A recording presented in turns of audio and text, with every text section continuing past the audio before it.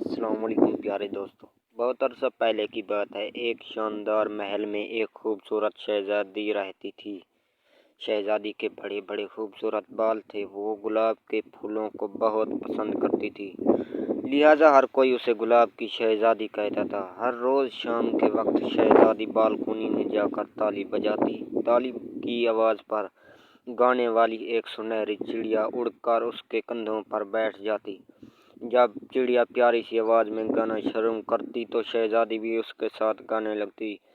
रिया या उनकी खूबसूरत आवाज पर सुबह होने तक सुकून की नींद सोते रहते। ये सिलसिला यूं ही चलता रहा। एक दिन किसी चुड़ैल को शहजादी के खूबसूरत बालों के बारे में पता चल गया। न जाने क्या सोचकर उसने फैसला कर लिया कि वो शहजादी के बालों को काला कर देगी। चुड़ैल ने अपने जादुई छड़ी को इस्तेमाल करते हुए एक मंत्र पढ़ा तो शहजादी के बाल सुर्ख से काले हो गए। अगले रोज जब शहजादी रोज की तरह बालकोनी में गई और चिड़िया के साथ खूबसूरत आवाज में गाना शुरू किया, मगर उस बार लोग जागते रहे। शहजादी को मालूम हुआ तो वो बहुत परेशान हुई। उसने चिड़िया से पूछा कि उसे क्या करना चाहिए। चिड़िया की बताई हुई तरकीब पर अमल करते हुए उसने गुलाब के पत्तियों को पानी में डाला और थोड़ी देर बाद उस पानी से अपने बाल धोए तो उसके बाल पहले की तरह सुर्ख और खूबसूरत हो गए। और रोज की तरह जब वो शहजादी चिड़िया के साथ गाना गाती तो रियाया मीठी नींद सो जाती।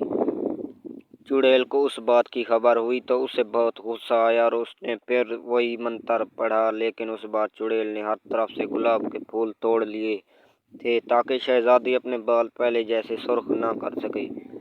यूं शहजादी के बाल फिर से काले हो गए और उस रात रियाया की नींद फिर से उड़ गई।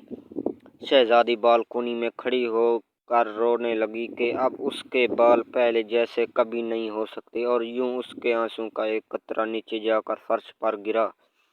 एक नौजवान जो वहां से गुजर रहा था उस खूबसूरत शहजादी को बालकोनी में रोता देखकर रुक गया। उसके पास एक संदूक था जिसमें उसने सुर्ख रंग का एक बाल निकाला और उसको आंसू के कतरे पर रखा जो शहजादी की आंखों से गिरा था। देखते ही देखते वो सुर्ख रंग का बाल गुलाब के फूलों में बदल गया।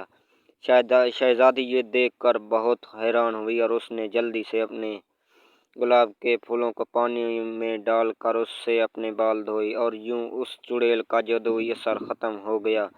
शहजादी के बाल पहले की तरह सुर्ख हो गए और हर तरफ गुलाब के फूल खिल गए।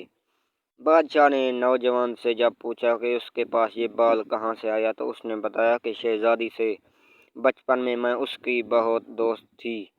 हमने दोस्ती को कायम रखने के लिए एक दूसरे के बाल तोड़कर अपने पास संभाल कर रखे थे। फिर मैं सफर पर चला गया था। कई बरसों बाद अब वापस आया हूँ। ये सुनकर बादशाह खुश हुआ और दोनों की शादी कर दी।